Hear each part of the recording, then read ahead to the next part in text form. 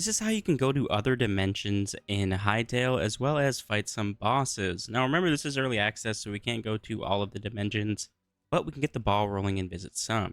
Firstly, you want to get 100 plus memories and then interact with this. Once you've unlocked at least 100 memories, you will unlock the Ancient Gateway as well as portal fragments to be crafted in the Arcanist workbench. 100 memories should be very easy for you to unlock. If you are in creative, you could run the command /memories space unlock all if you just want to test this out for fun, and you will unlock all memories. Or if you're on your normal world and you don't want to spend time getting memories, you could type /op self, make yourself an operator, and then go ahead and type in the /memories unlock all, and it will unlock all memories in your survival world as well. Once you've done this, you can then throw down your Arcanist workbench, or I presume you already have one. Craft an Ancient Gateway using cobblestone, thorium, essence of life, and essence of void, which is a very simple craft.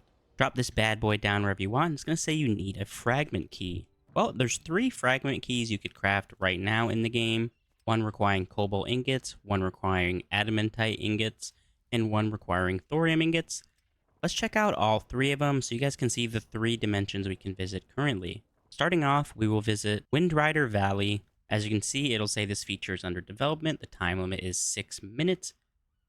On occasion, a mage tower may be found here. Summon the portal, and go ahead and walk in. Upon getting here, there is still procedural generation, I believe, but there will be a lot of things, such as a village and some cool stuff you could steal. You could steal pretty much anything, I believe, as well as some tough enemies. But they're not that tough in this one. This is considered like the first one you would do. So let's try to find the mage tower. Also on your map, a portal will spawn pretty much where you spawn in, I believe, and it'll always be on your map. It is called the exit. You have 6 minutes until it closes. It's mostly iron tools and silver ingots that you can find in this one, since this is considered the early game one you would go to right when you hit 100 memories. I'm going to go into adventure so you can see that a lot of the guys are actually friendly, unless you mess with their stuff, and then there's a lot of hostile ones. I'll also quickly check what's underground for you guys. Very little. The ground goes down about 12 blocks total, and there's nothing under there.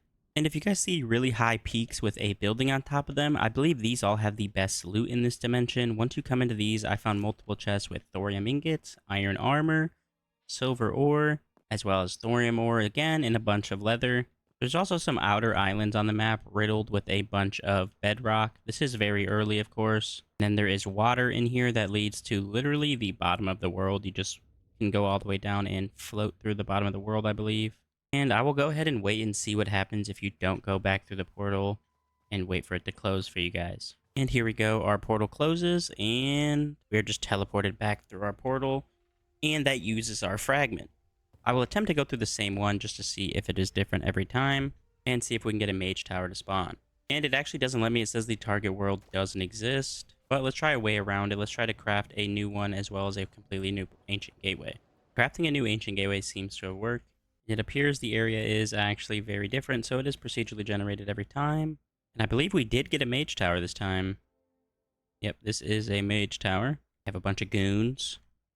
We have gold chests, aubergine seeds, thorium ingots, copper armor, a bunch of food, thorium iron ore, copper greaves, some boom powder, aubergine seeds, more food and iron ingots, potions, more ore, more thorium. And it does look like the enemies get a little bit tougher and more the higher you go up.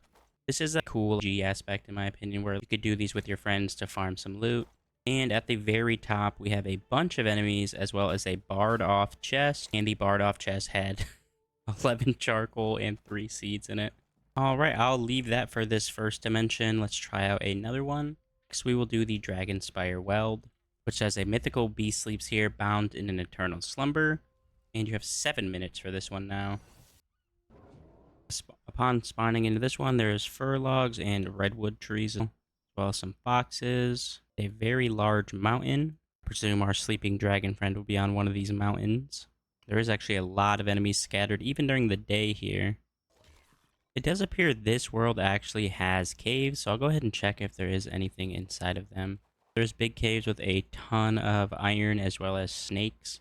And for some reason, foxes down here. I do see the dragon is actually supposed to be here, so I'll go ahead and spawn one in. Once you're here on the map, he'll probably be here for you. It looks like a little ice circle. I'll spawn one in, though, so you guys don't miss out on seeing what it looks like. Should be a frost dragon. It would look like this, but this is exactly what it would look like. And there's literally no way of waking him up. He just sleeps here. So maybe we'll get something later where we could ride these puppies around or something cool like that. For now, let's check out the final dimension, which is the Dread Wave. It says 7 minutes to explore, 3 minutes during a void breach. It says a ravenous menace lurks at the heart of the swamp. The murky shallows are home to a dangerous fauna. Okay, immediately I see some Stranger Things looking tentacles over here. We're going to investigate this little mountain. Looks like the tree here is Poison Tree. This one appears to be much like the first one, and in the very early stages, there's no enemies. From what I've seen, I've looked as far as I can, but there is this giant tree stump like thing, but also no enemies around it or anything, just these birds, which are just crows. But I will go ahead and check underground for you guys, just in case I'm missing something.